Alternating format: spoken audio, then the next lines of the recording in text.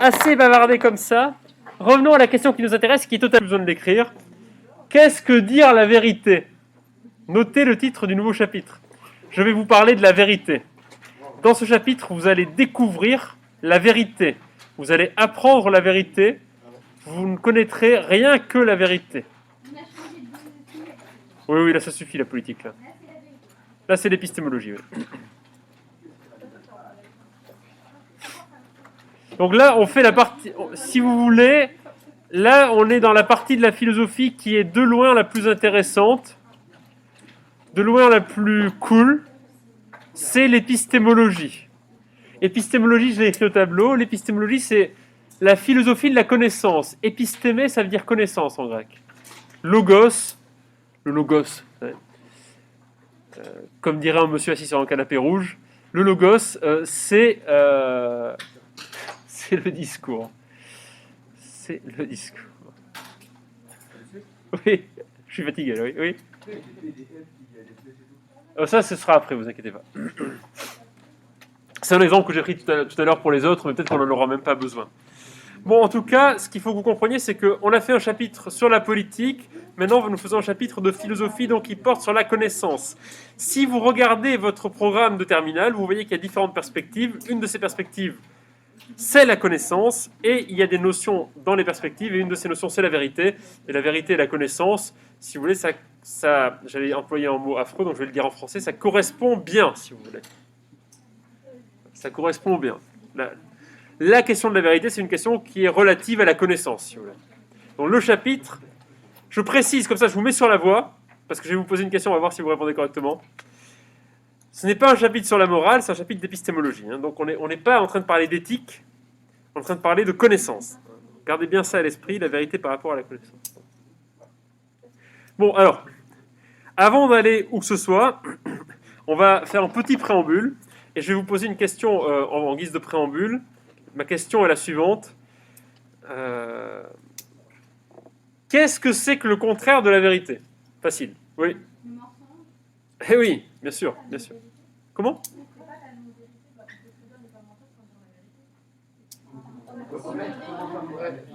Vous voulez dire le contraire? On peut très bien ne pas mentir sans dire la vérité. Ne pas dire la vérité sans mentir, vous voulez dire.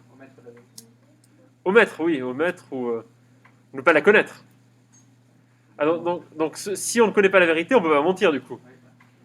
Donc c'est embêtant, si je connais pas la vérité, je ne peux pas mentir. Mais alors si il faut être... Oui. Oui. Il faut être conscient pour mentir, du coup si on n'est pas conscient de mentir, on ne peut pas dire qu'on dit la vérité, Non, disons que quand on ment, on connaît la vérité. Quand on ment, on connaît la vérité. On dit quelque chose qui est faux.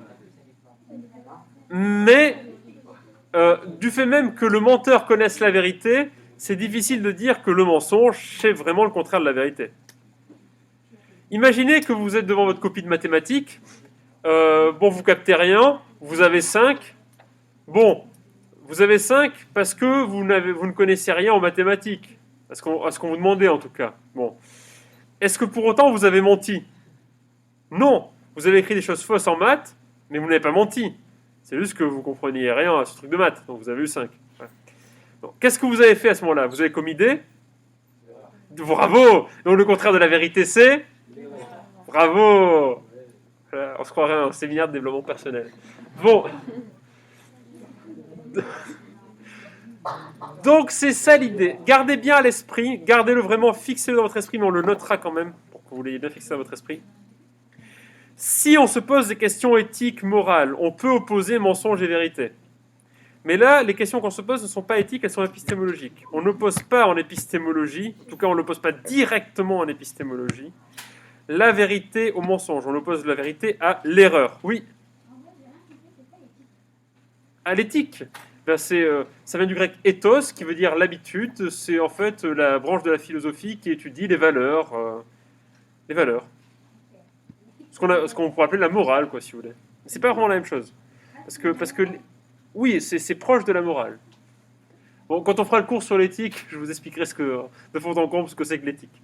Mais gardez à l'idée que c'est le discours qui porte sur les valeurs et sur la manière dont nous nous comportons par rapport à certaines règles. C'est ça l'éthique. Donc là, on ne pose pas des questions éthiques, on pose des questions épistémologiques, donc ils sont liés à la connaissance. Et donc, bon, ben, le mensonge, c'est pas vraiment, enfin, le fait de désigner quelqu'un comme un menteur, c'est pas vraiment poser une question liée à la connaissance. En revanche, le fait de désigner quelqu'un comme quelqu'un qui se trompe, qui commet des erreurs, eh bien, c'est situer l'attitude de la personne par rapport à la connaissance, par rapport, en l'occurrence, à la non-connaissance, à l'absence de connaissance. Donc, le contraire de la vérité, dans ce cadre épistémologique, c'est bel et bien l'erreur. Bon, bah, on a déjà fait un pas en avant. Surtout, faites attention, parce que à chaque fois qu'on donne un sujet sur la vérité, vous avez des gens qui écrivent « Oui, le contraire de la vérité, c'est le mensonge », et puis après qui écrivent des trucs du style je sais pas, c'est quoi les proverbes sur la vérité?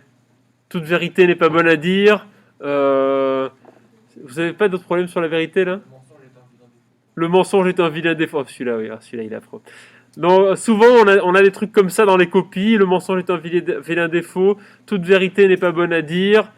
Bon, non, là, c'est là, vous savez que vous n'allez pas aller très très très loin dans votre note. Donc, pensez-y, ce sont des questions épistémologiques. Le mensonge n'appartient pas à ces questions-là. Enfin, pas directement, en tout cas. Bon, ben voilà, donc nous avons fait un pas en avant, mais un tout petit pas. Maintenant, nous allons essayer de faire un plus grand pas. Et nous allons prendre, j'en peux plus de prendre cet exemple, ça fait la 4e fois que je le prends aujourd'hui. Donc, je vais essayer de mettre le même enthousiasme qu'avec les autres, mais ça va être difficile. Donc, nous allons prendre ce feutre.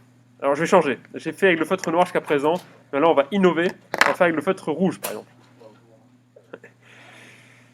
Bon alors nous prenons ce... Non, le rouge, le bleu plutôt. J'en ai pas. Donc prenons ce feutre bleu. Bon, alors je vais dire... Excusez-moi parce que du coup, il faut que je me corrige là-bas. Non, vous allez voir c'est un peu plus compliqué que ça.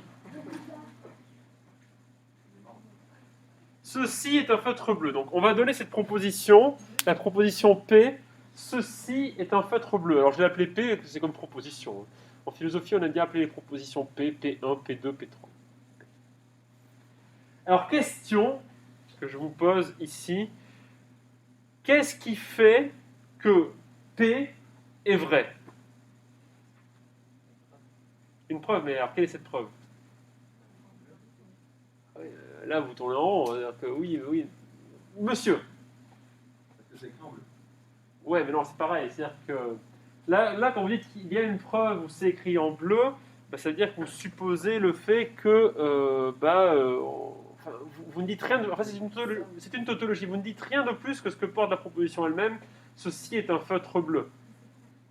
Oui. Parce qu'on est d'accord pour dire que ceci est un peu bleu. Ah, ça c'est pas mal ce que vous dites, monsieur. Oui, le modèle daltonien, vous inquiétez pas. Quand je démarrais dans le métier, il y avait une formatrice à l'ESP, c'est une espèce de machine, bon, on peut en dire du mal, mais on peut aussi en dire du bien. Une formatrice en philosophie qui nous expliquait, vous allez voir tous les ans, vous allez en avoir qui vont venir vous parler de daltoniens, d'aveugles, de tous ces trucs-là. Alors, elle disait, moi, vous savez ce que je dis à mes élèves en début d'année, je leur dis, vous imaginez une île, et sur cette île, vous mettez les daltoniens, les aveugles, les sourds, les cul-de-jatte, enfin, tous ces gens qui ont toute une série de handicaps et qui peuvent servir d'exception, et puis vous faites comme s'ils n'existaient pas. Voilà. Donc, vous le mettez sur l'île. Bon, en réalité, je peux répondre à votre question. Comment? C'est de la discrimination, ça. Oui, c'est pour ça qu'on ne va pas le faire. Donc, je vais répondre à votre question plutôt. Bon, alors, ce que disait le monsieur, c'est qu'en fait, oui, on s'est mis d'accord pour dire que c'est un feutre bleu. Okay, donc, en fait, en réalité, même un daltonien, il pourrait être d'accord avec le fait que c'est un feutre bleu. Est-ce qu'il y a une convention? Donc, indépendamment de la manière dont il perçoit le feutre, il pourrait être d'accord sur le fait que c'est un feutre bleu. C'est juste une convention. Donc, ce que disait le camarade, ici, c'est que c'est une convention. Une convention, c'est-à-dire qu'on s'est mis d'accord pour dire, voilà, ça, c'est un feutre bleu. Ok. Alors, la question maintenant, donc là, nous avançons. Comment est-ce qu'on fait pour se mettre d'accord sur le fait qu'on appelle ça un feutre bleu? De quoi on a besoin pour pouvoir se mettre d'accord sur le fait qu'on appelle ça un feutre bleu? De quoi on a besoin on est d'accord, on sait que ce feutre est bleu parce qu'on s'est mis d'accord pour dire que ça c'était un feutre bleu. Mais comment est-ce qu'on fait pour se mettre d'accord? De quoi on a besoin pour se mettre d'accord? De quoi on a besoin pour réaliser cette convention qui est, on appelle ça un feutre bleu. C'est ça la convention. De quoi est-ce qu'on a besoin? Oui. On a besoin de discuter. Donc, ok, donc ça c'est déjà une bonne chose. La discussion, elle s'inscrit dans quoi? Elle est fondée sur le... Ah, il est là.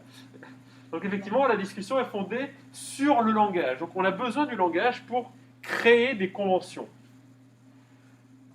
Pas de langage, pas de convention. Très bien. Alors maintenant, de quoi est-ce qu'on a besoin en plus pour avoir cette convention qui nous permet de dire oui? Ah, mais c'est bien dit. Ah oui, c'est écrit là. Ah, mais il a tout copié en fait. Bah oui, du coup, après, on apprend aux autres. Oui, en fait, c'est la perception. Alors, la perception que l'on a des choses, donc, la perception donc, par la sensibilité, mêlée au langage, nous permet de nous représenter des choses. Pas de perception et pas de langage, pas de représentation. Pas de représentation, pas de connaissance des choses. Pas de connaissance, pas de choses. Pas de choses, pas de pierre. Pas de pierre, pas de palais. Pas de palais. Pardon. Pourquoi pas de palais? Pas de palais. Très bien. Bon. Donc l'idée ici, c'est que pour comprendre pour ce qui fait que c'est vrai que le feutre est bleu, c'est une convention, et cette convention, elle est rendue possible par le langage, donc le discours sur les choses, et par notre perception, parce que s'il n'y a pas de perception, il n'y a pas de choses. En fait, il faut bien comprendre que quand nous percevons les choses, on a une relation au monde extérieur, une relation sensible, donc par les sens au monde extérieur, et cette relation, on la traduit par le langage. Grâce au langage, on exprime des idées. Et donc ces idées, mêlées à la perception, donnent lieu à des représentations. Donc en fait, ce qui rend vrai ici la proposition P, ceci est un feutre bleu, eh bien ce serait simplement, dans ce qu'on a dit là, hein, ce serait simplement le fait que cette proposition soit adéquate avec notre représentation. Bon, mais le problème, c'est qu'on peut aller encore plus loin. Ça, il y a un élève qui l'a vu dans une autre classe. C'était assez étonnant. Qu'est-ce qui fait qu'on peut avoir une représentation du feutre et du bleu? Parce qu'on a une représentation et du feutre comme objet et de sa propriété, sa bleuité, sa bleueur, si vous voulez. En fait, le fait d'être bleu. Comment est-ce qu'on peut avoir la représentation du feutre et du bleu? Et ipso facto, du feutre bleu. Oui, mademoiselle? La connaissance de l'existence des choses. La connaissance de l'existence des choses. Donc ça veut dire que, de manière très générale, mais qu'est-ce que vous voulez dire plus précisément? On sait que ça existe, mais on ne sait pas ce que c'est exactement. Ok, ça c'est bien ce que vous dites. Donc c'est l'idée qu'effectivement, on saurait qu'il y a des choses qui existent, comme des espèces de choses en soi, qui existeraient indépendamment de nous. Donc on a cette connaissance que les choses du monde extérieur, donc extérieur à nous, existent, mais on ne sait pas encore ce que c'est, et on arrive à les nommer. Mais alors le problème, c'est que on sait que des choses existent, mais comment est-ce qu'on sait que c'est vrai que le feutre est bleu, et qu'il c'est bien un feutre bleu, alors que ce feutre, il est là, il existe indépendamment de nous? Il faut bien comprendre que si nous prenons ce feutre là, qu'on le pose ici, on le pose là, on ferme les volets de la salle, on sort tous de la salle. Tout le monde est d'accord pour dire que le feutre sera toujours là. Voilà, sauf peut-être quelques... Normalement, quoi, il sera là. Quoi. Bon. Eh bien, ça veut dire que le feutre a une existence indépendante. Donc le fait qu'on puisse connaître le feutre, eh bien, c'est justement ça. C'est parce qu'il existe lui-même déjà. Donc le fait qu'on puisse connaître le feutre bleu, c'est parce que non seulement le feutre, en tant que chose en soi, existe, et le bleu, en tant que propriété en soi, ou disposition en soi, c'est presque la même chose, existe aussi. Et donc, on pourrait connaître, enfin, on pourrait dire, ceci est un feutre bleu, c'est vrai, parce que, quand nous prononçons cette phrase, nous avons accès à la réalité du feutre et à la réalité du bleu, qui nous sont révélées par le moyen de la perception, et par, après, la représentation. Dans ce cas, si c'est le cas, ça voudrait dire qu'un énoncé vrai, c'est un énoncé qui n'est pas seulement en adéquation avec des représentations, mais c'est un énoncé qui est en adéquation avec la réalité elle-même. C'est un énoncé qui correspond à la réalité, ce qu'on appelle la vérité-correspondance. Et cette manière de voir les choses, ça porte un nom, on appelle ça le réalisme métaphysique. C'est-à-dire l'idée selon laquelle il existe une réalité indépendante de nous, et cette réalité, nous pourrions la connaître par des propositions vraies. Et donc quand une proposition est vraie, c'est qu'elle porte sur la réalité elle-même. Pourquoi ? Parce que ce qui permet justement de connaître, enfin formuler des propositions, ce sont les choses elles-mêmes. Ce qu'on appelle en philosophie les choses en soi. Si vous voulez. Donc ça a l'air à peu près de tenir la route. À peu près. Alors pourquoi est-ce qu'on parle de réalisme métaphysique ? Parce qu'évidemment, cela fait appel à des propriétés métaphysiques, à des principes métaphysiques. Comprenez bien que si vous dites que le feutre existe indépendamment de nous, en tant que feutre, ça veut dire que, eh bien, il y a quelque part l'idée métaphysique du feutre qui existe en elle-même et qui donne naissance à la réalité du feutre. De même, il y a l'idée métaphysique du bleu qui existe et qui donne naissance à la réalité du bleu, à la réalité métaphysique et à la réalité empirique observable du bleu. Bon, alors ça a l'air assez solide, mais aussi, ça pose quand même problème. Alors le premier problème qu'on pourrait soulever, c'est oui, mais cette réalité métaphysique, on n'a aucune idée de si elle existe ou pas, en fait. C'est déjà une première objection qu'on pourrait faire. Deuxième objection peut-être plus solide, il faut comprendre que les réalistes métaphysiques, enfin le réalisme métaphysique a différentes branches, et une de ces branches, très importante, c'est ce qu'on appelle le réalisme scientifique. C'est-à-dire une branche du réalisme qui considère que les théories scientifiques sont vraies au sens métaphysique. Alors on va essayer de faire une prédiction. Vous allez faire une prédiction, voilà. Sortez votre boule de cristal. Vous êtes prêts ? Si je lâche le feutre, que prédisez-vous ? Vous prédisez la chute ? Si je le lâche, qu'est-ce que vous prédisez ? La chute, du coup. Ça marche, merveilleux. Qu'est-ce qui vous a permis de prédire la chute ? Comment savez-vous que ça allait chuter ? Oui. Parce qu'on le sait, on l'a déjà vu, on sait que ça se passe comme ça. Ok, raisonnement inductif, on l'a déjà vu, on a affaire, ça va se passer encore comme ça. Oui. Des connaissances, Plus précisément ? des connaissances générales, l'apprentissage. Donc là, c'est le raisonnement inductif aussi. Oui. On connaît le principe de la gravité. La gravité, d'accord. Donc, ça serait une connaissance. Alors, une connaissance, vous voulez dire autre chose ? Non ? Bon, la connaissance, ce serait la connaissance du principe de gravité. Alors, la gravité, c'est quoi ? C'est quoi la gravité ? Il y en a qui font de la physique ici ? Bon, alors c'est quoi la gravité en physique ? C'est une pression exercée par la Terre sur tout le corps. Mais après, il y a plusieurs lois. Mais bon. Je ne sais pas si c'est la gravité. Mais c'est une force. Oui. La gravité, c'est une force. Enfin, chez Newton, la gravité, c'est une force. Je crois que ce que vous voyez, vous, en physique, c'est la physique de Newton, non ? C'est ça. Vous voyez la fameuse formule, là, P égale mg, des trucs comme ça. Donc, vous voyez. Bon, la gravité, dans la physique de Newton et dans la physique que vous apprenez, vous, au lycée, c'est une force. Bon, très bien. Et il se trouve que quand on considère que la gravité est une force, eh bien, on arrive à faire tout un tas de choses tout à fait étonnantes. On arrive à faire voler des avions, on arrive à construire des ponts, on arrive à faire des prédictions très très précises en astrophysique sur tout un tas de phénomènes. Enfin, c'est quelque chose qui marche très très bien. Et donc, on aurait tendance à penser que, en dépit du fait qu'on n'arrive pas à observer directement la gravité, on peut pas l'observer, c'est une entité métaphysique, la gravité.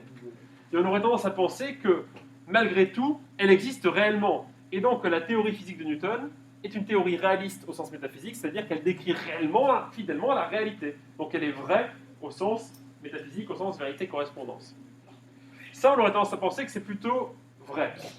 Sauf qu'il y a un problème, il y a un gros problème, c'est qu'on sait aujourd'hui que la théorie de Newton est fausse, que la gravité n'est pas une force, et pire encore, que la gravité ne peut pas être une force. Donc on est quand même bien embarrassé. Pourquoi ? Parce que bon, la gravité, on l'explique différemment aujourd'hui, hein, c'est pas trop la question qui nous occupe ici. Mais on sait aujourd'hui que ça ne peut pas être une force telle que l'a décrit Newton en tout cas. Et donc ça veut dire quoi ? Ça veut dire que cette description de la réalité qu'on avait avec Newton, qui était pourtant très très précise et très très féconde, eh bien c'était une description erronée. Et donc on n'a aucune raison de penser que dès lors que l'on décrit métaphysiquement le monde, eh bien la description que l'on donne est une description correcte, juste, vraie, en quelque sorte, absolument vraie. Parce que même avec une théorie aussi puissante que la théorie de Newton, on arrive à se rendre compte que finalement ce n'est qu'une manière de se représenter le monde et que cette manière de se représenter le monde ne correspond pas au monde lui-même. Et donc on pourrait dire à peu près la même chose du caractère bleu du feutre ou même de l'existence du feutre comme chose en soi. Alors à côté de ça, vous avez ce qu'on appelle les instrumentalistes, l'instrumentalisme, et qui est une doctrine philosophique qui considère qu'en fait les théories scientifiques, leur but ce n'est pas de décrire fidèlement la réalité telle qu'elle est, mais le but des théories scientifiques selon l'instrumentalisme, c'est de servir d'instrument au service de la connaissance. Une théorie est une bonne théorie quand elle permet de produire des connaissances. Inversement, une théorie est une mauvaise théorie parce qu'elle ne permet pas de produire des connaissances. Et alors, dernière chose où nous allons enfin arriver, c'est que finalement, si cette question de l'accès à la réalité métaphysique pose problème, si finalement on voit bien qu'on n'arrive pas à accéder à cette réalité métaphysique, et d'ailleurs, pour y arriver, il faudrait quand même qu'on dispose d'une espèce de pouvoir magique, c'est-à-dire qu'il faudrait qu'on soit capable, grâce au discours, d'accéder aux choses directement, grâce à la médiation de la perception, d'accéder immédiatement à la réalité profonde des choses. C'est quand même bizarre, ça, ouais, c'est même pas très sensé. Et vous avez une philosophie qu'on appelle la tradition phénoménologique, et qui considère que justement, la réalité, elle est réductible au champ des représentations. Pourquoi est-ce que la réalité est réductible au champ des représentations? Parce que le monde, ce n'est pas autre chose que, justement, ce champ des représentations. Le monde ne peut pas être pour nous autre chose que ce que nous nous représentons. Il y a un philosophe qui s'appelle Thomas Nagel, qui a écrit un article qui s'appelle « What is it like to be a bat ?» Et dans cet article, que dit Nagel? Il remarque que nous, en tant qu'êtres humains, nous représentons le monde d'une certaine manière et donc le connaissons d'une certaine manière, et que cette manière de connaître le monde est propre à l'espèce humaine. Nous ne pouvons pas savoir, par exemple, comment une chauve-souris connaît le monde. Et voilà, on ne sait pas ce que ça fait qu'être une chauve-souris. Imaginons que nous allions tous dans un grenier, nous nous suspendions par les pieds, nous commencions comme ça à battre des bras en émettant des petits sons, voilà, comme font les chauves-souris. Ben, pour autant, on ne saurait toujours pas ce que ça fait qu'être une chauve-souris. Vous pouvez essayer chez vous ce soir si vous voulez. Restez pas trop longtemps la tête en bas, c'est pas bon pour la santé. Bon, voilà, donc on ne sait pas ce que ça fait. Et en fait, si on généralise cette idée-là, on peut se dire qu'on ne sait pas du tout comment une forme d'intelligence autre, inférieure ou supérieure ou simplement différente, pourrait se représenter et connaître le monde. Les formes de vérité qui pourraient émerger de cette forme d'intelligence pourraient être très différentes des nôtres. Et les formes de représentation aussi, puisque les formes de vérité sont subordonnées aux formes de représentation, bien sûr. Donc l'idée, c'est que la vérité, c'est uniquement le domaine de la représentation. La référence de la proposition vraie, ce n'est pas le réel lui-même, non. La proposition vraie réfère uniquement aux représentations. Donc ça nous fait bien grand 1, grand 2, grand 3. Voilà. Bon, allez, il va falloir que je vous dicte un peu quand même, parce que là, vous n'avez pas beaucoup écrit pour l'instant. Ne vous inquiétez pas, nous allons nous rattraper.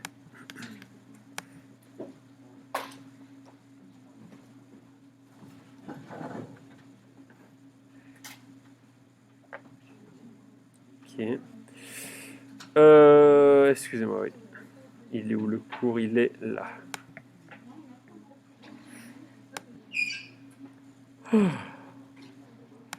Alors, on va noter. Donc, vous notez le titre du chapitre, si ce n'est déjà fait. On va juste noter une ou deux petites phrases en préambule. Le contraire de la vérité, c'est l'erreur. Point. Le contraire de la vérité, c'est l'erreur. Point.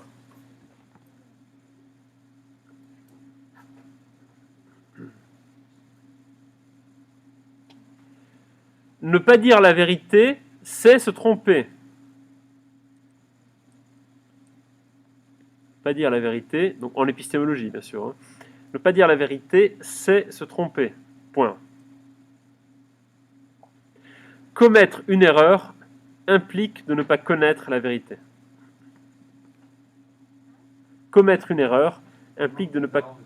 Comment? Se tromper. Commettre une erreur implique de ne pas connaître la vérité. Ok.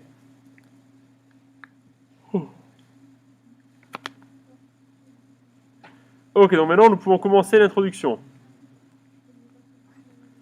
Introduction. Soit la proposition P, ouvrez les guillemets,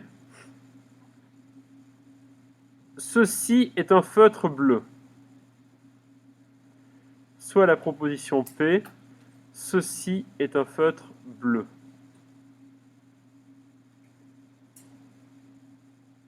Voilà. Qu'est-ce qui fait que P est vrai? Point d'interrogation. Qu'est-ce qui fait que P est vrai? Point d'interrogation.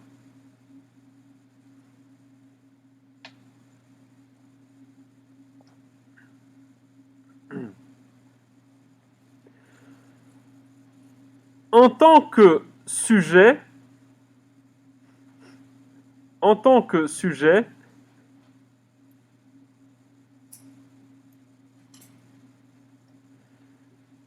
j'ai une représentation du feutre bleu. En tant que sujet, j'ai une représentation du feutre bleu. Point. À cette représentation,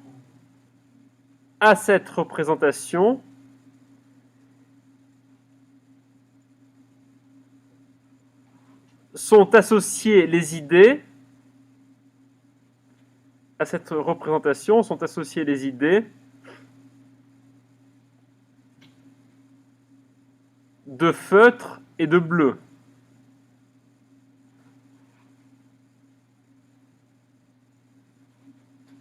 À cette représentation sont associées les idées de feutre et de bleu. Point. Comment le sujet connaît-il ces idées? Comment le sujet connaît-il ces idées? Point d'interrogation.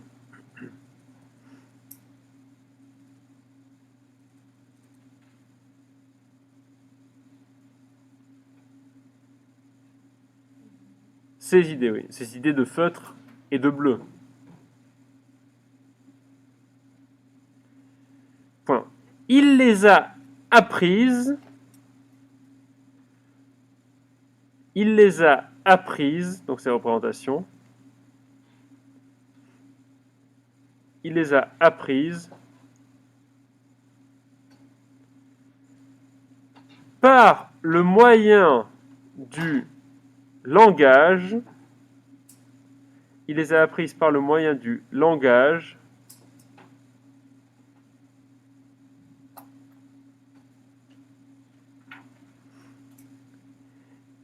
et de l'expérience sensible.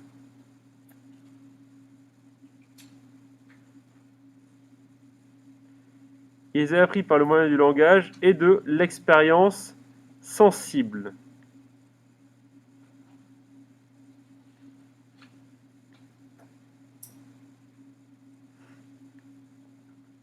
Voilà.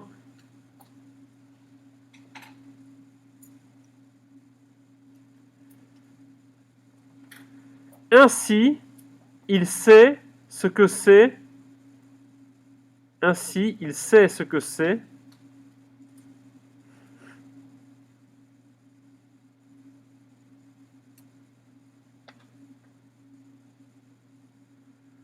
Que de se représenter. Ainsi, il sait ce que c'est. Que de se représenter.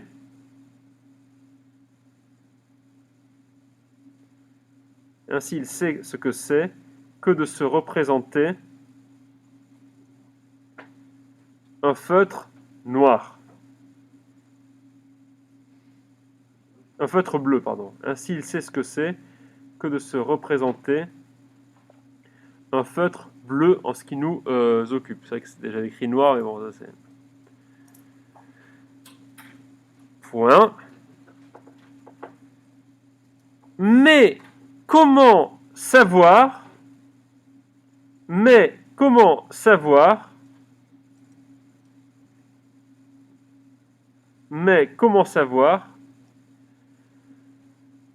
que l'on a bien affaire à un feutre et à du bleu. Mais comment savoir que l'on a bien affaire à un feutre et à du bleu? Point d'interrogation.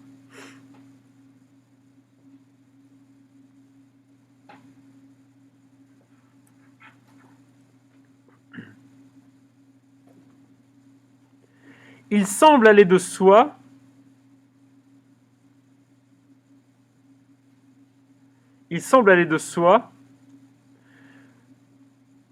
que le feutre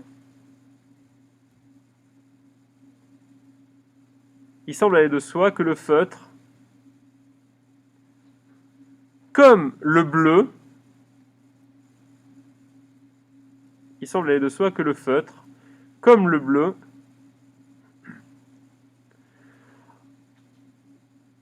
ont une existence indépendante de leur observateur.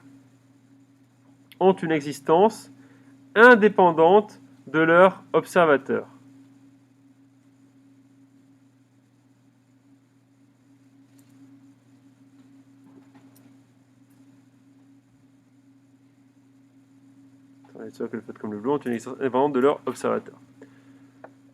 Point.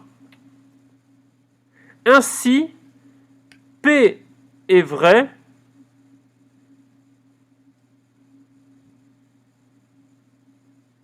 parce que ce qu'elle désigne, ainsi P est vrai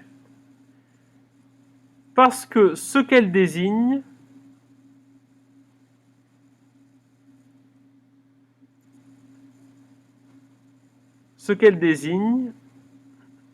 correspond à une réalité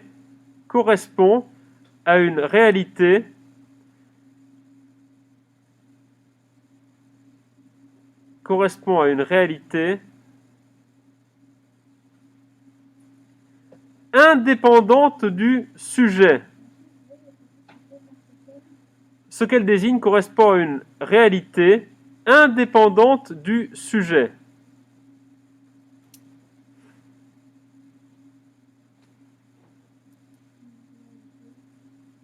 Une réalité indépendante du sujet. 2 points.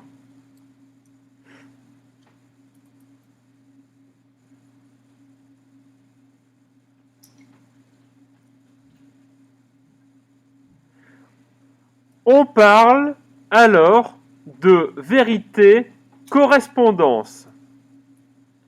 On parle alors de vérité-correspondance.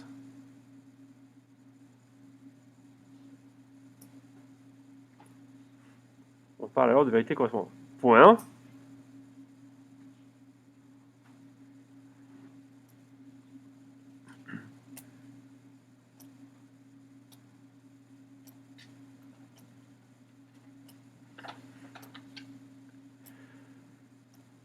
Vérité correspondance. Point.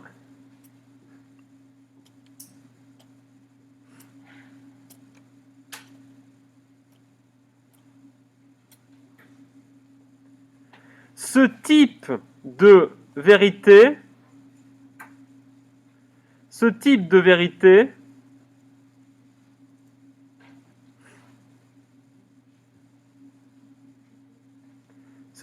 dont la vérité correspondance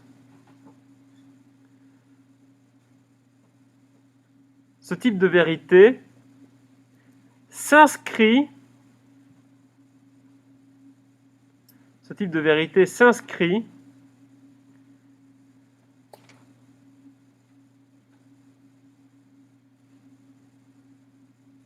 dans un, en rouge, réalisme métaphysique. Ce type de vérité s'inscrit dans un... Oui, en rouge, oui. Dans un réalisme métaphysique. Vous l'écrivez en rouge, quoi. En rouge, réalisme métaphysique. Ce type de vérité s'inscrit dans un réalisme métaphysique.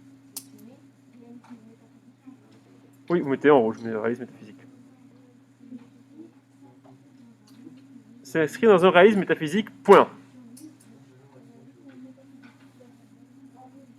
C'est bon, vous mettez ça en rouge.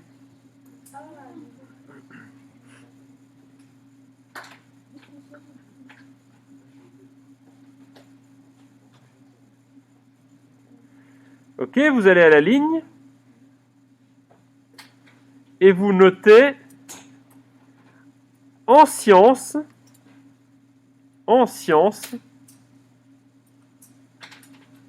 le réalisme métaphysique,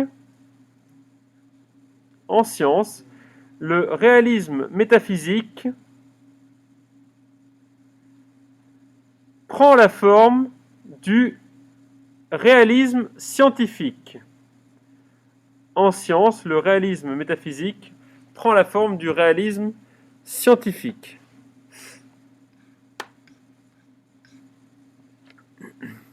Point. Ce réalisme postule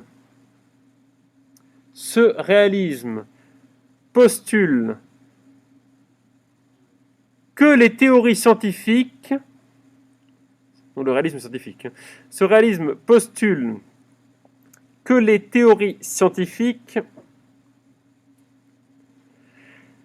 décrivent le monde tel qu'il est, indépendamment de nous, virgule. Décrivent le monde tel qu'il est,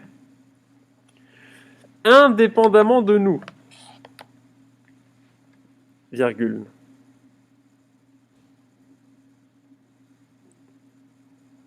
Ou au moins qu'elles en donnent une bonne approximation, indépendamment de nous, virgule, ou au moins qu'elles en donnent une bonne approximation.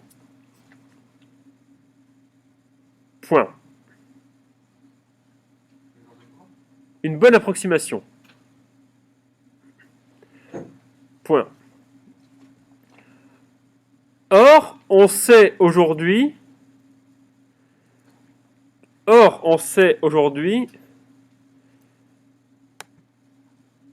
que la plupart des théories scientifiques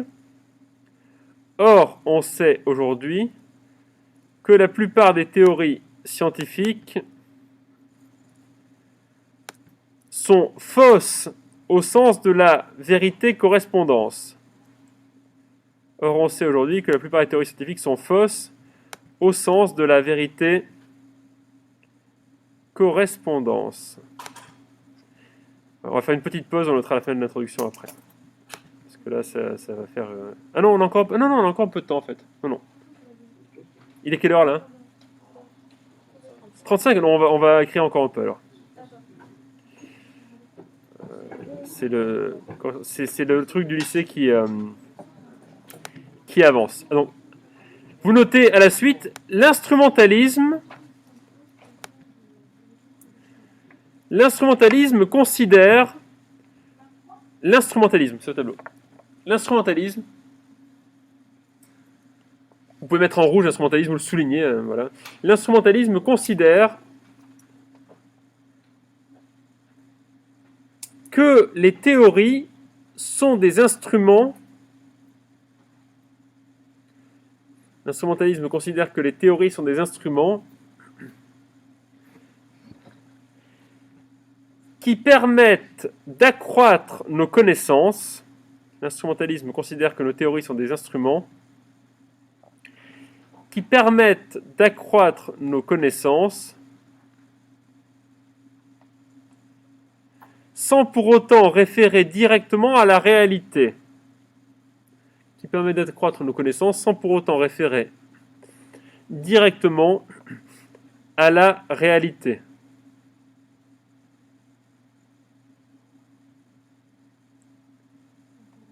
Référer directement à la réalité. Point à la ligne. De plus, comme le remarque Nagel, il est au tableau. De plus, comme le remarque Nagel,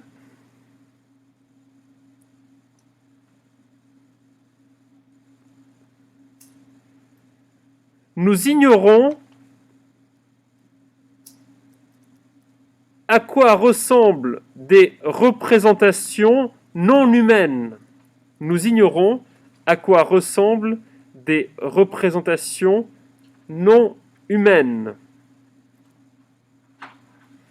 Nous ignorons à quoi ressemblent des représentations non humaines. Point. Une chauve-souris ne connaît pas et ne vit pas dans le même monde que nous. Une chauve-souris ne connaît pas et ne vit pas dans le même monde que nous. Du point de vue représentationnel, bien sûr. Hein. Une chauve-souris ne connaît pas et ne vit pas dans le même monde que nous. Point.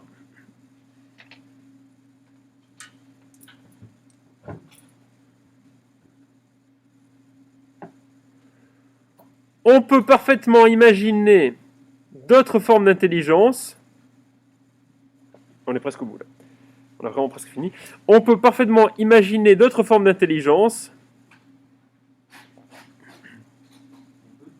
Parfaitement imaginer d'autres formes de connaissances.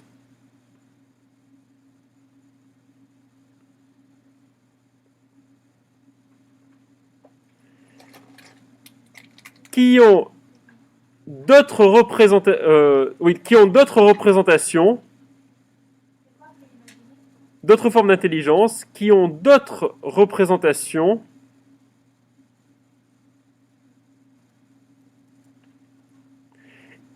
et donc d'autres formes de connaissance et de vérité. Point et dernière phrase. Et donc d'autres formes de connaissance et de vérité. Formes de connaissance et de vérité. Point. La vérité serait ainsi représentationnelle. La vérité serait ainsi représentationnelle. 2 points. C'est la thèse de la, en rouge, phénoménologie. Point. C'est la thèse de la phénoménologie. Oui. Parce que bon, on travaille assez dur. Et on a bien avancé. Et on reprend donc au grand 1, vérité, correspondance et réalisme métaphysique. 1.1, l'allégorie de la caverne.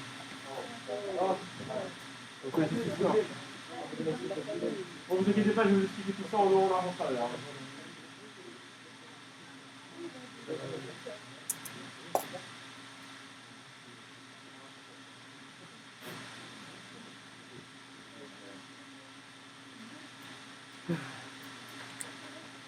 Bon, ça m'excite pas plus que ça de faire ce cours-là sur l'allégorie de la caverne, mais ça me paraît quasiment incontournable.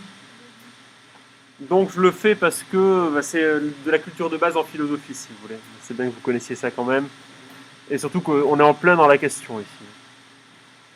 Bon, alors déjà, il faut savoir que quand on parle de l'allégorie de la caverne, on parle de l'extrait d'un texte de Platon qui s'appelle La République et qui se trouve au début du livre 7 de La République. Platon lui-même, en fait, n'a pas appelé ce passage-là l'allégorie de la caverne. Ce sont les commentateurs de Platon qui lui ont donné ce nom. Enfin, d'abord, ils l'ont appelé le mythe de la caverne, puis l'allégorie. Enfin, ils n'étaient pas d'accord entre eux.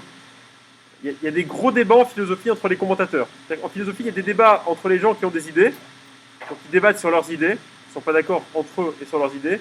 Et puis il y a des débats entre personnes qui n'ont pas d'idées, ça ce sont les commentateurs, qui discutent de l'interprétation des textes. Voilà. Donc il y a deux manières. Enfin, il y a une manière de faire la philosophie, c'est de discuter sur les idées, et puis il y a l'histoire de la philosophie qui discute sur les interprétations des textes. Ce sont deux choses différentes. Donc, bien sûr, on peut être à la fois commentateur et philosophe, l'un n'empêche pas l'autre. Donc, qu'est-ce que c'est que cette histoire d'allégorie de la caverne? C'est un passage, vous disais-je, au début du livre 7 de la République, dans lequel Platon questionne justement ce que c'est que la vérité, ce que c'est que la réalité. Vérité et réalité sont toujours étroitement liées l'une et l'autre.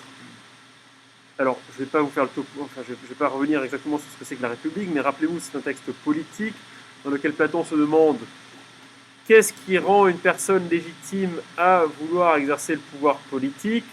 C'est bien ça la question. Hein. Et donc, ce qui le rend légitime, c'est justement la connaissance de l'idée du bien, rappelez-vous, la vertu. Et donc, cette histoire de la caverne s'inscrit précisément dans cette recherche de la vertu, dans cette recherche de l'idée du bien. Alors, qu'est-ce que c'est que cette histoire? Je vais vous raconter une histoire. Il était une fois 3 prisonniers au fond d'une caverne, pieds et mains liés. La seule chose qu'ils pouvaient regarder, c'était en face d'eux une paroi sur laquelle ils voyaient se mouvoir des formes obscures. Voilà, super. Hein. Un beau jour, un individu arriva dans la caverne et sortit l'un des prisonniers de force de la caverne. L'extrait de force. Et là, alors qu'on sort ce prisonnier de la caverne, le prisonnier escalade un petit peu et se rend compte qu'au-dessus de la caverne, il y a un feu avec des gens qui dansent autour. Et alors là, il comprend que les formes obscures qui étaient sur le mur n'étaient pas en fait des formes obscures sur le mur, mais la projection des ombres des danseurs autour du feu. Et puis, voilà qu'on le tire un peu plus à l'extérieur, il arrive dehors, il se rend compte que le monde est beaucoup plus grand que la caverne, beaucoup plus complexe que la caverne, et que la caverne, ce n'était que la surface des choses en quelque sorte, mais ce n'était pas du tout la réalité elle-même. C'est au prix de nombreux efforts que notre prisonnier, arraché à la caverne, finit par pouvoir contempler la lumière du soleil. Bon, c'est après plusieurs jours et de nombreux efforts. Vous l'aurez compris, notre prisonnier est passé de l'obscurité, voire de l'obscurantisme, à la connaissance. Il est passé de l'ombre au soleil. Et comment est-ce qu'il l'a fait? Il l'a fait, bon là on l'a forcé à le faire en l'occurrence, mais il l'a fait en faisant des efforts. Qu'est-ce que ça veut dire tout ça? Ça veut dire qu'en fait la caverne elle représente quoi? Elle représente, elle est, oui,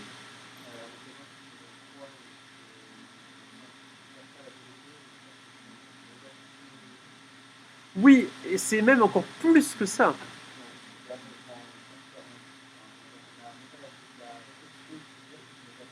Alors vous avez raison.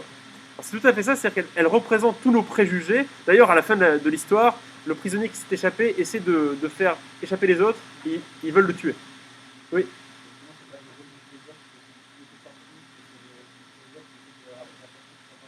Ben, c'est une interprétation de l'allégorie, oui. C'est-à-dire qu'effectivement, on pourrait considérer que celui qui est sorti prend cette charge d'être le philosophe et d'éduquer les autres à sortir de l'obscurité. Oui.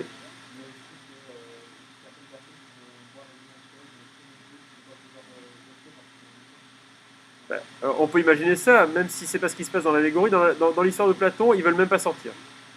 Ils veulent tuer celui qui veut les en sortir. C'est comme ça que ça se termine. Donc effectivement, la caverne représente nos préjugés, mais pas que. Elle représente aussi, même si les préjugés c'est une grande partie de ce que ça représente, elle représente aussi le monde matériel, le monde de l'expérience sensible. En fait, ceux qui sont dans la caverne ont l'impression que la réalité se limite à ce monde sensible, matériel, immédiat, connu par le moyen de la perception, et donc qui est ancré dans la matière, dans la matérialité, dans le corps en quelque sorte. Or, la réalité, elle n'est pas dans la caverne, elle est à l'extérieur de la caverne.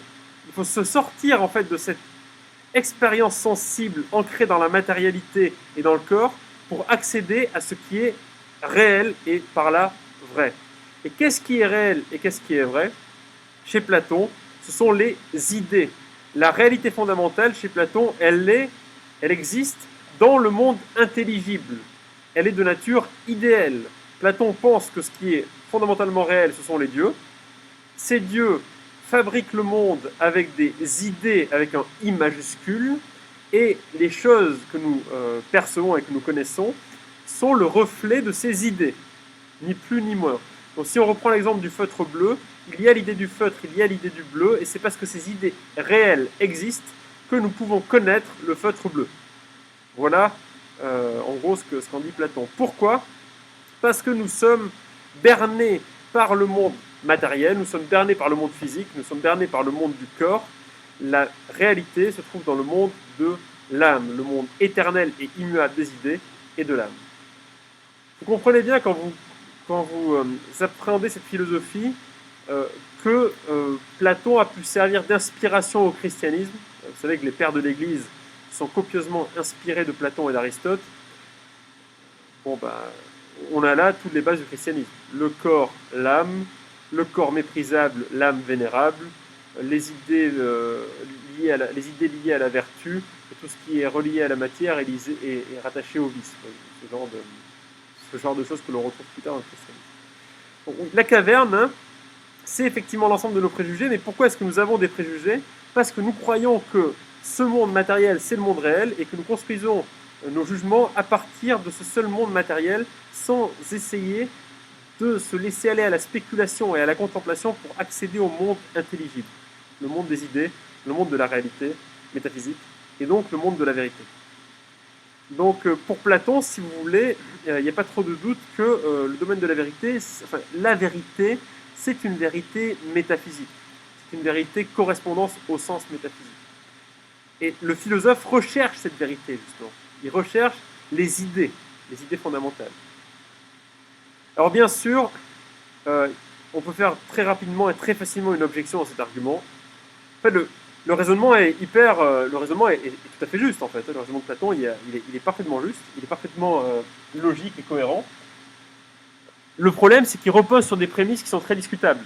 L'hypothèse à la base du raisonnement de Platon, c'est quand même qu'il y a Dieu ou les dieux. Vous comprenez ?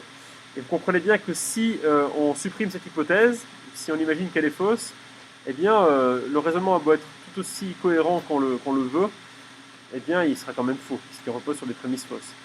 Voilà. Il faut faire attention à ça. Vous voyez, si vous prenez les postulats de base d'Hitler, bah, finalement, son action est parfaitement cohérente avec ses postulats. Et ses idées sont très cohérentes avec ses postulats. Le problème, c'est que les postulats sont faux. Il faut arrêter, une bonne fois pour toutes, de croire que les Allemands sont la race supérieure. Ça suffit. Je dis ça parce qu'il y avait ça aussi en philosophie. Il y a ça chez Hegel aussi. Karl Popper, je vous l'ai dit, je ne vous l'ai pas dit, mais Karl Popper disait que Hegel était peut-être le père du nazisme. C'est peut-être pas complètement faux. Bon, alors vous avez compris l'idée. La caverne, c'est l'obscurité, l'obscurantisme, la méconnaissance au monde matériel, les préjugés. L'extérieur, c'est l'ouverture à la connaissance. Et en réalité, on ne sait même pas si celui qui est sorti de la caverne, il sait tout, il cherche la connaissance, il est à la recherche de la connaissance, mais on ne sait pas s'il la possède réellement. Et alors de là à dire que c'est le philosophe, oui et non, les interprétations peuvent être contradictoires, puisque, en fait, le problème, c'est que, je vais faire mon commentateur à deux balles, mais le problème, c'est que le prisonnier est tiré de force. Alors, on peut imaginer que le philosophe, il est tiré de force aussi de son ignorance, et puis une fois qu'il a accès à la connaissance, ça devient une forme d'addiction, et il ne peut plus s'en défaire.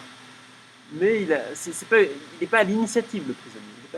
Il n'est pas à l'initiative de sa propre libération. Il est victime du destin. Un destin qui lui est hautement favorable. Parce que, honnêtement, entre rester enfermé dans une caverne ad vitam aeternam, à regarder les ombres sur le mur, ou pouvoir aller se balader dans les prés, honnêtement, le choix, il est vite fait. Oui. Non, je sais pas, là, ça me paraît être une surinterprétation, après peut-être, puisque Platon lutte contre les sophistes, mais ça représente plutôt les ignorants, ceux qui sont pour le coup accrochés à leurs préjugés, parce que quand le prisonnier revient, donc pour libérer les autres, ils veulent le tuer. Pourquoi est-ce qu'ils veulent le tuer ? Ils veulent pas le tuer parce que ils ont des raisonnements qui les conduisent à penser que leurs idées sont meilleures que celles du prisonnier échappé, ou ils ne veulent pas le tuer parce qu'ils veulent du pouvoir politique. Non, ils veulent le tuer parce qu'ils veulent pas renoncer à leurs préjugés. L'histoire nous a appris, surtout l'histoire des religions, que quand on se heurtait trop aux préjugés de certaines institutions, on allait au-devant, comme dirait Aimé Jacquet, au-devant de grandes déconvenues. Giordano Bruno, il s'est essayé à aller contre le christianisme, il a fini cramé. Les mecs de Charlie Hebdo ont essayé des trucs contre l'islam, ça leur a pas réussi. Donc quand vous commencez à trop titiller les préjugés des gens, vous vous exposez, vous allez au-devant, je cite Aimé Jacquet dans le texte, vous allez au-devant de grandes déconvenues. Donc avant de faire ça, il faut muscler son jeu et être bien sûr de ce qu'on dit. Ouais. Muscle ton jeu, Robert. Ok, d'ailleurs, on n'a pas fait la minute de silence, je ne sais pas si vous êtes au courant, Gérard Rouillet est mort. Personne ne connaît Gérard Rouillet ici ? C'était quand même l'entraîneur de Liverpool, sélectionneur de l'équipe de France, l'année où ils n'ont pas la Coupe du Monde en 94, contre la Bulgarie, vous n'étiez pas né. Vous savez, quand David Ginola va sur le côté, là, il fait n'importe quoi avec la balle, les Bulgares marquent un but sur contre. France-Bulgarie, 1994, allô, la Coupe du Monde.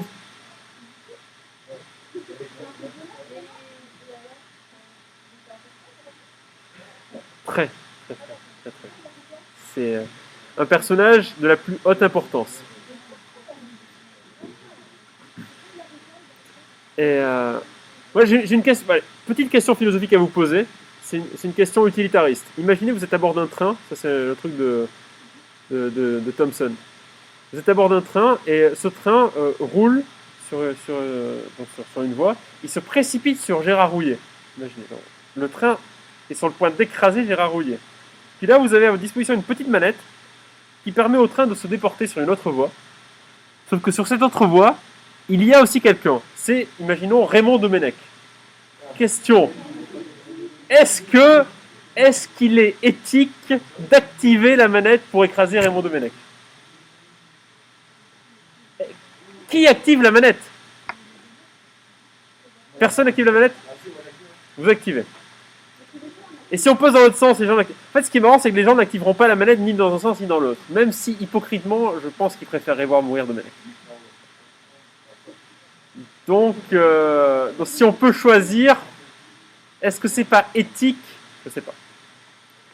C'est bon. Bref, ça c'est de l'utilitarisme. Je suis en train de me perdre. C'est la fatigue. Il faut quand même qu'on écrive le grand 1. Mais oui, c'est ça. Bon, si on met Hitler à la place, tout le monde écrasera Hitler. Je pense qu'il n'y a pas de souci.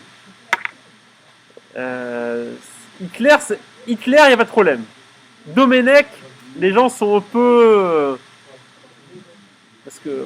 Oui, je comprends. Mais disons que comme il n'a pas fait des choses aussi graves qu'Hitler, Bernard Arnault ou Gérard Rouillet.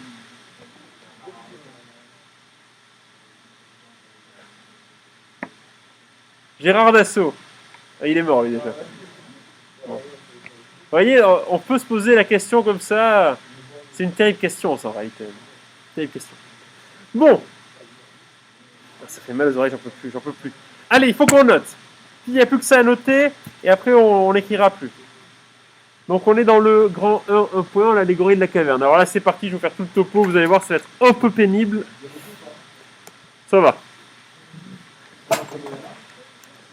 À peu près, oui. Dans le livre 7 de la République,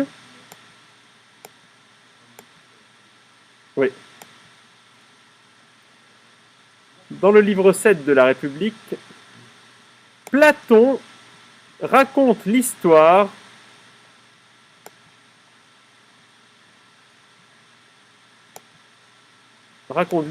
de 3 prisonniers au fond d'une caverne.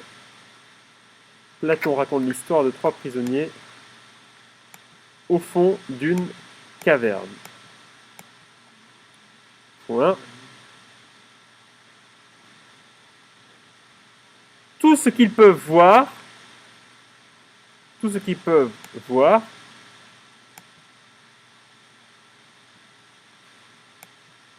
sont des formes sombres sur la paroi face à eux. Tout ce qu'ils peuvent voir sont des formes sombres sur la paroi face à eux.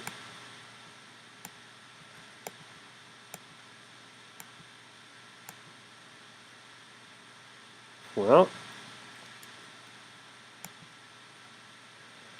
Un jour,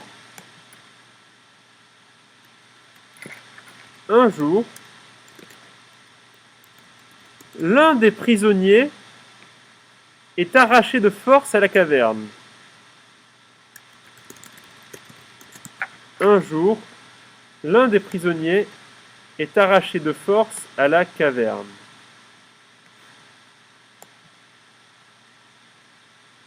Voilà. Un jour, l'un des prisonniers est arraché de force à la caverne. Voilà. Ça marche. Il aperçoit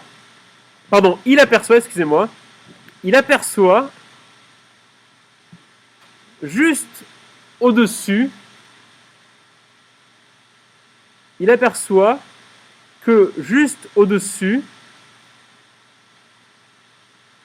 des hommes dansent autour d'un feu.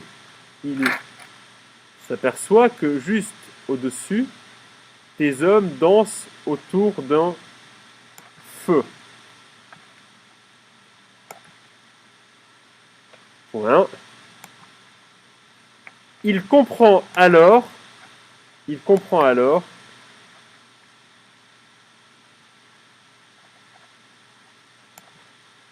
que ce qu'il voyait n'était que des ombres. Il comprend alors que ce qu'il voyait n'était que des ombres projetées sur le mur. Il comprend alors que ce qu'il voyait n'était que des ombres projetées sur le mur. Point. Puis, il sort de la grotte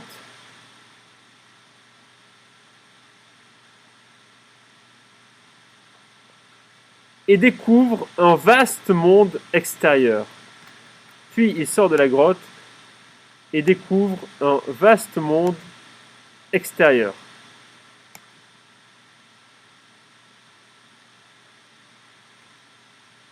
Point.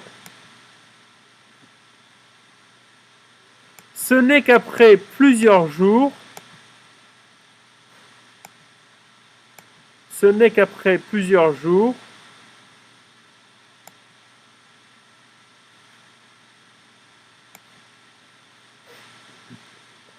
et qu'au prix de considérables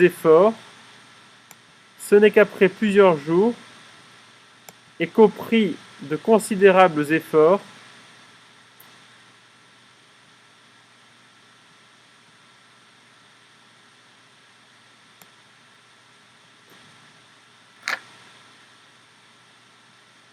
qu'il parvient à regarder la lumière du soleil.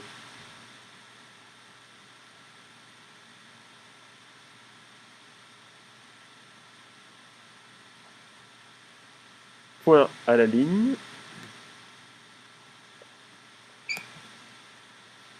Ici, la caverne est l'allégorie du monde matériel.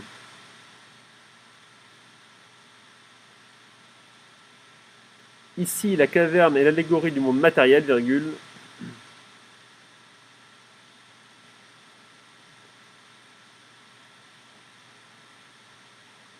Source d'erreurs et de préjugés. Source d'erreurs et de préjugés.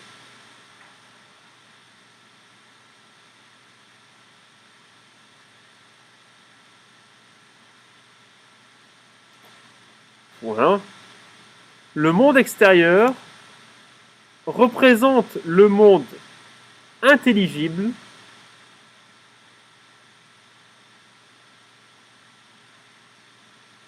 virgule. Le monde extérieur représente le monde intelligible, virgule.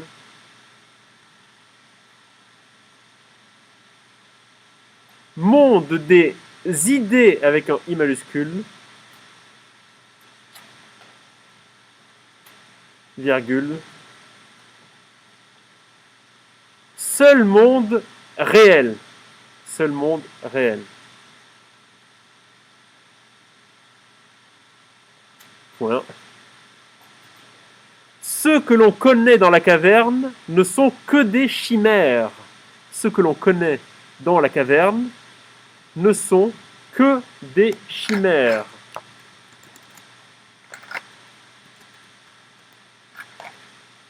Ceux que l'on connaît dans la caverne ne sont que des chimères. Des chimères.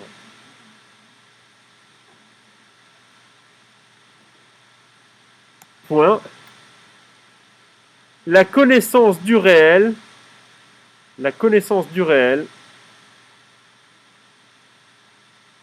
se situe dans le monde idéal. La connaissance du réel se situe dans le monde idéal. Donc le monde des idées, quoi. Dans le monde idéal, deux points. Dans le monde idéal. I-D-E-E-L. Le monde idéal. Le monde des idées. Dans le monde idéal, deux points.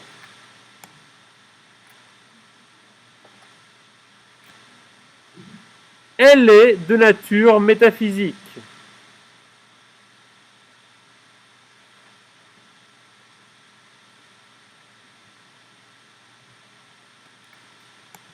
Point. Elle est de nature métaphysique.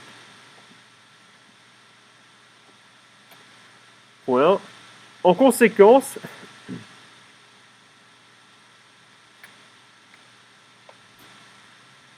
il ne peut y avoir de vérité chez Platon. En conséquence, il ne peut y avoir de vérité chez Platon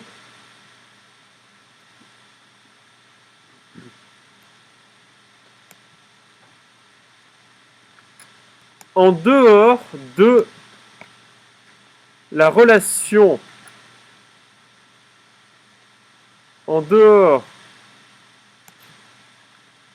de la relation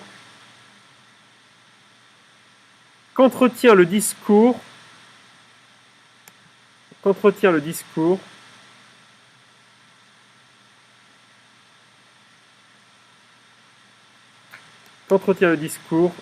avec la métaphysique.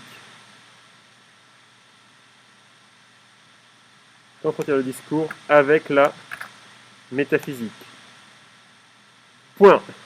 À la ligne.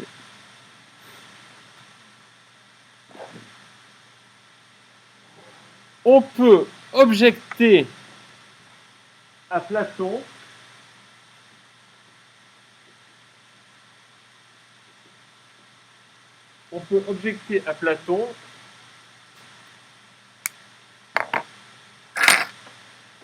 que son raisonnement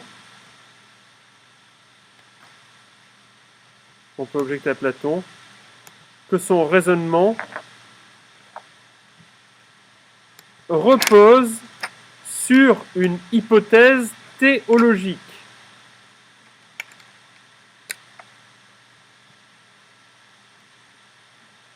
Donc théos, ça veut dire Dieu. Repose sur une hypothèse théologique.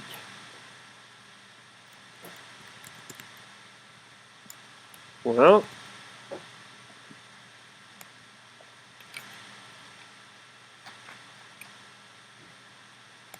En effet,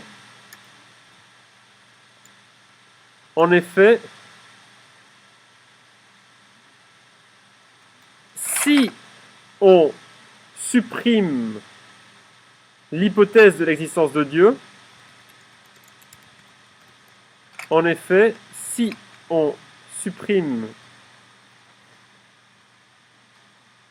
l'hypothèse de l'existence de Dieu,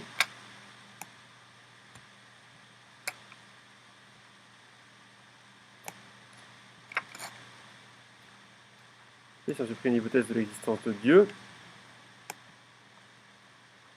virgule, le raisonnement platonicien n'est plus nécessaire. Le raisonnement platonicien n'est plus nécessaire.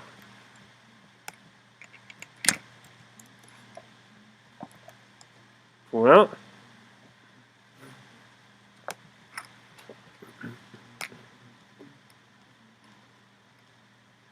Ainsi, non plus nécessaire. Ainsi, virgule, si ce raisonnement est parfaitement cohérent, ainsi, si ce raisonnement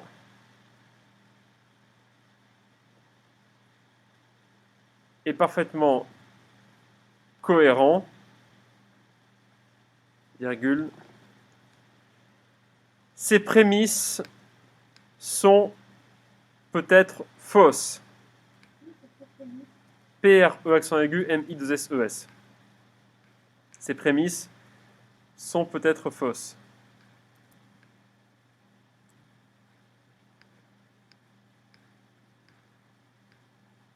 Point. Et donc le réalisme platonicien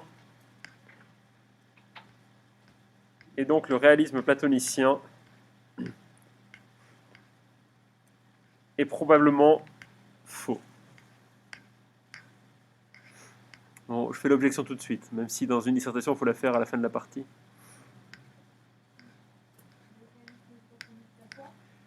Est certainement faux.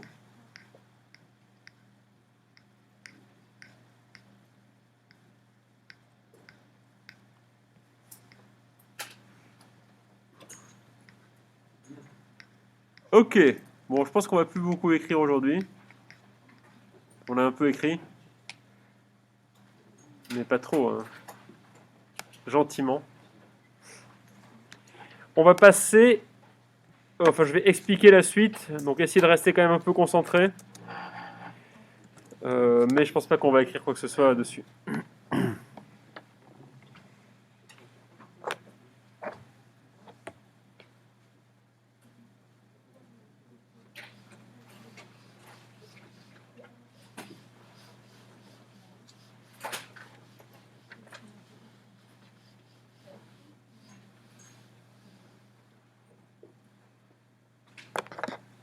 « 1.2 Le doute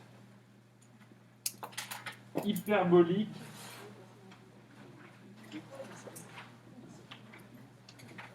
chez Descartes.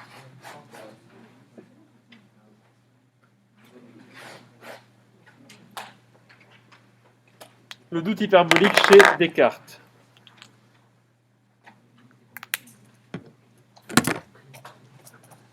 On ouvre un peu à cause du Covid.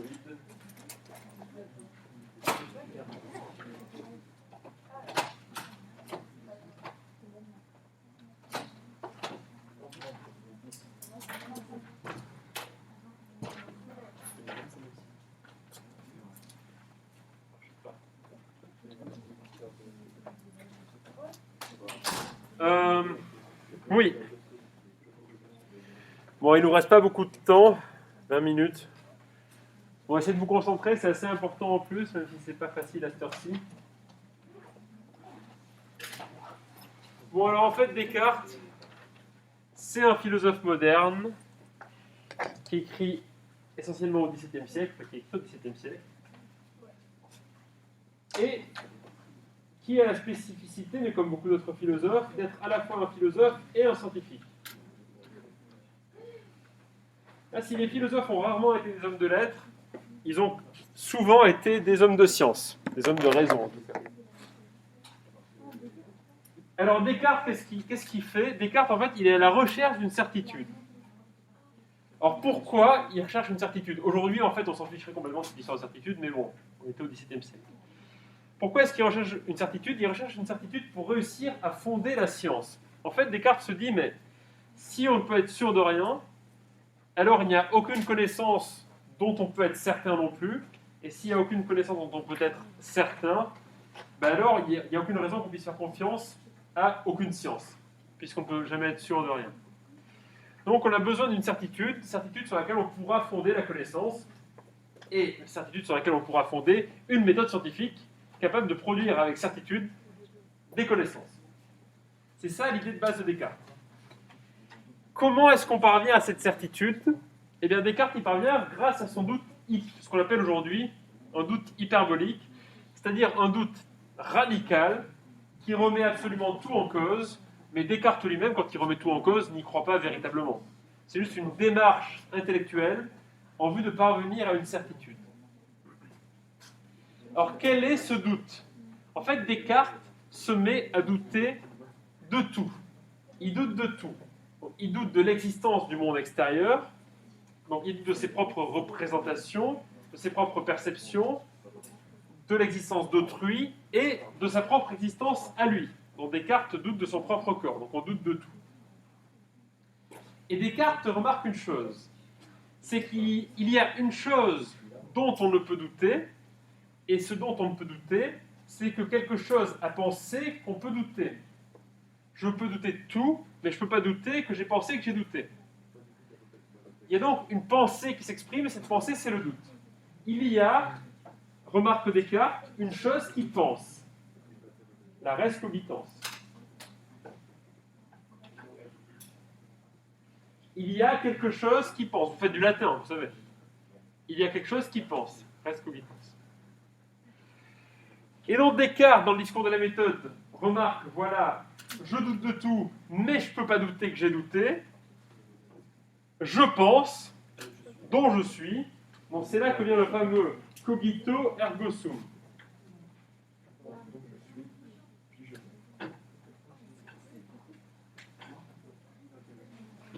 Donc ça veut dire, je pense, je suis.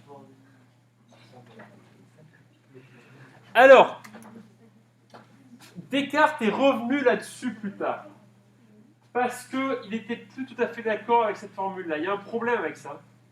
Le problème, c'est que, dans le discours de la méthode, Descartes infère d'une expérience de pensée ponctuelle une réalité immuable. C'est-à-dire qu'il infère du fait que je pense maintenant mon existence définitive en tant que sujet qui a une identité propre.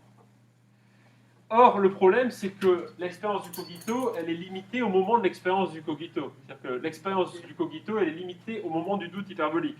Mais dès lors que le doute hyperbolique n'existe plus, ben cette vérité ne s'impose plus à moi. Cette vérité ne s'impose à moi qu'au moment où je fais cette expérience. Dans les méditations métaphysiques, au début du deuxième livre, Descartes revient là-dessus et donne une autre formulation. Il se corrige lui-même et dit « Je suis, j'existe ». Cette proposition est vraie à chaque fois que je la prononce ou que je la conçois en mon esprit. Ce qui veut dire que la vérité de cet énoncé est limitée au moment du doute, au moment de l'expérience. Mais en réalité, vous allez voir que ça ne change quand même pas grand-chose.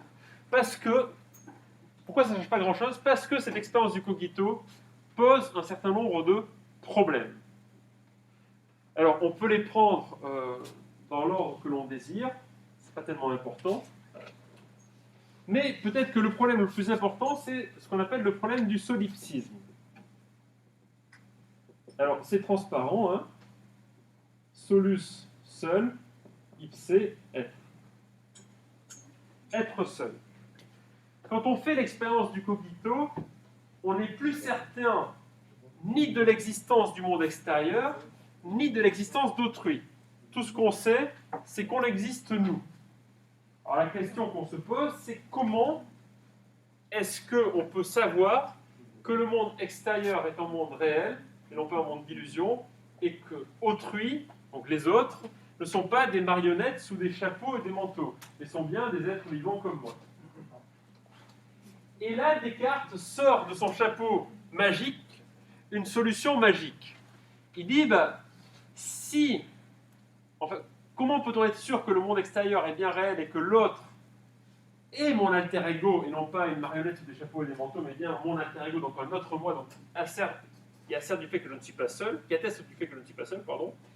Eh bien, si je peux être sûr de cela, c'est parce qu'il y a Dieu. Dieu, étant un être parfait, ne me trompe pas. Il ne me dupe pas. Ce n'est pas dans sa fonction, dans sa destinée, de me duper. Dieu n'est pas un malin génie. Comme Dieu ne me dupe pas, je peux être sûr que l'autre que je reconnais comme alter ego par analogie, eh bien, c'est bien l'alter ego. Je peux être sûr que cette analogie que je fais est une analogie valide parce que Dieu ne me trompe pas. De même, je peux être sûr que le monde extérieur existe parce que Dieu ne me trompe pas. Alors vous allez me dire, ok, mais c'est un peu léger cette histoire, et si Dieu n'existe pas? Mais Descartes dit, mais Dieu, moi Descartes, je peux vous apporter la preuve qu'il existe. Et Descartes propose deux démonstrations dans les méditations métaphysiques de l'existence de Dieu. Alors je vais vous donner la première, et puis je vous donnerai après la deuxième, évidemment. Alors la première est la suivante. Descartes remarque que Dieu est un être infini. D'accord, Dieu, bon, première prémisse, Dieu est un être infini.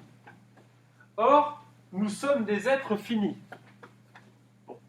En tant qu'êtres finis, de par notre finitude, nous ne devrions pas pouvoir avoir l'idée de l'infini. Parce que ce que nous sommes, par nature, ce sont des êtres finis.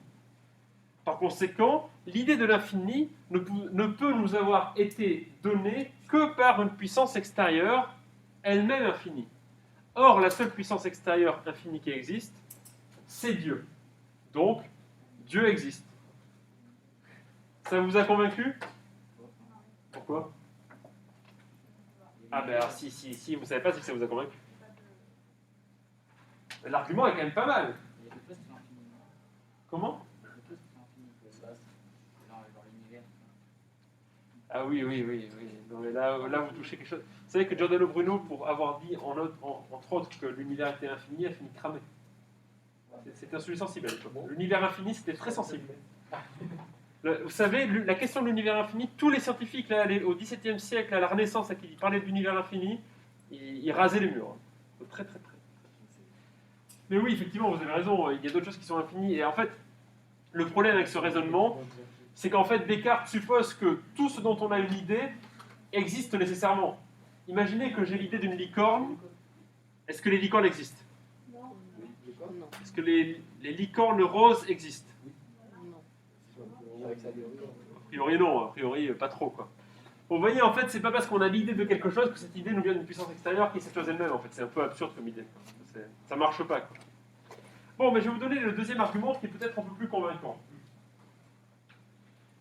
Dieu est un être parfait. Dieu est parfait. D'accord? Bon, c'est la définition. Dieu est parfait. Or, la perfection a toutes les qualités. D'accord? Là, on est d'accord. Parfait. Pas d'objection. Donc Dieu est parfait, or la perfection a toutes les qualités. S'il manquait à la perfection l'existence, alors elle n'aurait pas toutes les qualités. Vous êtes d'accord? Donc elle existe nécessairement. Donc Dieu existe. Convaincu? Pourquoi? Ouais, c'est ça. Ah, ça c'est la définition de Dieu. Non, mais là, il est défini. Non mais si vous êtes d'accord avec cette définition, est-ce que vous êtes d'accord avec le reste? Oui. Dieu était parfait, pourquoi il y a encore des terres dans le monde? Oui, mais écoutez, là, je fais pas un cours sur la religion, mais là je vais vous donner une réponse que vous donnerez un religieux, parce que Dieu nous donne le libre arbitre. Oui, monsieur, vous leviez la main. Donc si on a le libre arbitre, on peut faire la guerre. Oui. La définition de Dieu, c'est un être fini qui a Mais c'est les deux. Mais non, mais la question que je vous pose, c'est si vous admettez que Dieu est un être parfait, on fait cette hypothèse-là, est-ce que vous souscrivez au raisonnement? Parce que le problème, c'est que, ça va même plus loin, c'est que on n'est même pas obligé de mettre Dieu. On peut dire la perfection a toutes les qualités. S'il manquait à la perfection l'existence, alors elle n'aurait pas toutes les qualités, donc elle existe. On n'a même pas besoin de Dieu, donc Dieu existe, s'il est parfait. Il y a un être parfait qui existe nécessairement. Ah oui, non. Oui. C'est subjectif la perfection. Ah non. Objectivement, la perfection, c'est posséder toutes les qualités. Et du coup, je dis, mais oui, mais cette qualité, c'est un peu. Ça peut être aussi. Il y a des personnes qui ne voient pas ça forcément comme une qualité. Oui, mais Descartes supposera que, de toute façon, ces qualités nous sont inconnues, mais elles appartiennent à l'idée de la perfection elle-même. Du coup, c'est pas. Oui. On adhère à cette théorie pour Dieu, on adhère aussi avec le postulat que Dieu est parfait. Non, mais vous pouvez même, pour supprimer Dieu, vous mettez que la perfection. Oui, mais justement. Vous mettez la perfection. La perfection a toutes les qualités. Or, s'il manquait à la perfection l'existence, elle n'aurait pas toutes les qualités, donc elle existe nécessairement. Vous pouvez appeler ça Dieu si vous voulez. Oui. Mais du coup, on n'a pas tout ça de perfection. Enfin, moi, je parle du principe vraiment que si on n'a pas tout ça, une définition de la perfection, donc si on n'a pas tous la même terme. Ah non, mais là, ça va plus loin que ça. C'est qu'en fait, il y a une idée de la perfection, et cette idée est réelle. Elle l'est nécessairement. Oui, parce qu'en fait, le truc, c'est que peu importe qu'on ait une bonne définition ou pas de la perfection, dès lors qu'on a cette idée de la perfection, elle peut prendre la forme réelle, une forme réelle qu'on ignore, mais c'est pas très important qu'on la connaisse ou pas, cette forme de la perfection, tant qu'on sait qu'elle existe, puisqu'elle existe nécessairement logiquement. Alors ça, là, normalement, vous êtes convaincu que la perfection existe. Bon, alors, il y a un philosophe, à peu près 100 ans plus tard, qui s'appelle Kant, qui, dans un tout petit livre qui s'appelle La critique de la raison pure, tout petit, vous pouvez le lire, hein, je vous conseille de lire La critique de la raison pure. Tout petit livre. Vraiment, ça se lit en une soirée. Donc, presque. Bon, dans La critique de la raison pure, en fait, Kant s'en prend à cet argument de Descartes, et pour se moquer de lui, donc c'était un peu les Bouba et Caris de l'époque, si vous voulez, avec l'ancien Descartes, il dit voilà, Là, Descartes, ça c'est un argument ontologique. Et alors là, Kant, bien sûr, pouffe de rire en écrivant ça. C'est un comique. Franchement, un mec avec qui on se parlait beaucoup. Et Kant remarque que l'argument de Descartes est un argument quand même bien moisi. Bien moisi. Il n'y a rien qui vous a gêné. Je reprends l'argument. Bon, Dieu est parfait, admettons. Même si vous ne voulez pas, on supprime Dieu. La perfection a toutes les qualités. Là, c'est la définition de la perfection. S'il manquait à la perfection l'existence, alors elle serait imparfaite. Oui. Mais on n'avait pas dit que le matériel, c'est l'existence, c'est quelque chose de matériel. Du coup, c'est comment dire, c'est contradictoire avec le fait de la perfection. C'est pas tout à fait ça. En fait, ce qui pose problème, c'est que, c'est très simplement, hein, si on prend la proposition, s'il manquait à la perfection l'existence, alors elle serait imparfaite, c'est-à-dire que là, on fait comme si l'existence était une qualité. Puisque ce qui fait que la perfection est parfaite, c'est qu'elle a toutes les qualités. Or, l'existence, c'est pas une qualité. Exister, c'est pas une qualité. Pour avoir une qualité, il faut exister. Si vous voulez que ce feutre soit bleu, rouge ou tout ce que vous voulez, il faut qu'il y ait le feutre. Pas de feutre, pas de qualité pour le feutre. Bon, la perfection, pour qu'elle existe, enfin pour qu'elle ait des qualités, il faut qu'elle existe. Mais l'existence elle-même, c'est pas une des qualités de la perfection. C'est la condition nécessaire de l'expression de ses qualités potentielles si elle existe. Mais si elle n'existe pas, elle n'a aucune qualité puisqu'elle n'existe pas. Vous voyez ? Kant remarque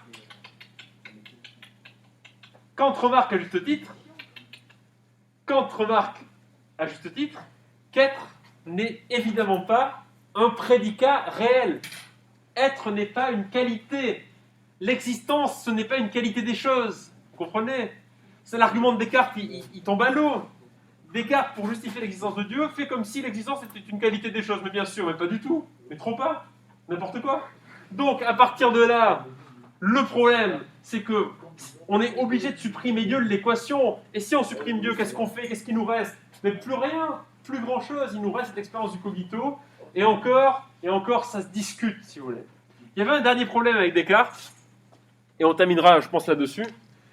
C'était la question de la relation entre le corps et l'âme. Parce que vous avez compris, pour Descartes, la chose qu'il pense, la res cogitans, c'est l'âme. C'est l'âme. Il écrit au Père Mélan que ce qui constitue mon identité, ce n'est pas mon corps, puisque mon corps se transforme, c'est mon âme qui est éternelle. Sauf que comment l'âme, entité métaphysique, interagit avec le corps qui est une entité physique ? Alors Descartes est très évasif là-dessus. Il dit oui, l'âme et le corps sont intimement liés. L'âme se trouve dans la glande pinéale, quelque part dans l'hypophyse. Enfin, il raconte des trucs comme ça, hein, voilà, basés sur des observations très sérieuses, on imagine. Enfin bon, bref. Donc, ce genre de choses. Il y a des philosophes cartésiens qui ont essayé de répondre à ce problème. Le plus connu, sans doute, c'est Malebranche. Et Malebranche dit, mais c'est très simple. En fait, l'âme humaine ne peut pas interagir avec le corps. C'est impossible. Elle n'a pas ce pouvoir, puisque l'âme est métaphysique et que le corps est physique. Il y a une seule entité métaphysique qui a le pouvoir d'agir sur le corps. Cette entité est omnipotente. C'est Dieu, bien sûr. Sinon, il n'aurait pas pu créer le monde. Logique. Il nous crée, nous. Il n'aurait pas pu créer la femme à partir de la côte de l'homme et tous ces machins-là. Dieu. Et Dieu n'est pas seulement omnipotent, il est omniscient, il sait tout. Donc Dieu sait à chaque instant ce que nous voulons. Par exemple, si je veux bouger mon bras comme ça, et comme ça, comme ça, comme ça, Dieu sait que je veux le bouger. Mais rappelez-vous, mon âme n'a pas le pouvoir de faire bouger mon corps comme ça. Mon âme n'a pas ce pouvoir. En fait, ce qui se passe, c'est que mon âme, elle a seulement le pouvoir d'avoir la volonté de bouger mon corps. Mon âme a cette volonté, Dieu le sait, et donc Dieu me fait bouger. C'est ce qu'on appelle le miracle permanent. Vous voyez là, ce qui se passe, c'est un miracle. Voilà, le miracle. En fait, c'est Dieu qui me fait bouger. Voilà. Ça, c'est comme ça qu'on justifie la relation entre l'âme et le corps. Bon. Donc, on comprend bien que c'est vrai que cette idée du cogito, elle est très séduisante. Très, très séduisante. Même, on a du mal à ne pas être d'accord avec Descartes là-dessus, mais ça implique trop de problèmes qui n'ont aucune solution, et quand on cherche des solutions, elles ne sont pas satisfaisantes, c'est le cas des hypothèses théologiques qu'on a vues ici, soit elles conduisent à reposer complètement le problème, ça on le verra dans la suite et aussi dans le cours sur la conscience, elles conduisent à reposer complètement le problème et à ne plus faire du cogito quelque chose de complètement étranger à lui-même. Mais pensez-y, je pense donc que je suis vérité métaphysique, mais peut-être pas vérité du tout. Allez, je vous libère. c'est l'heure.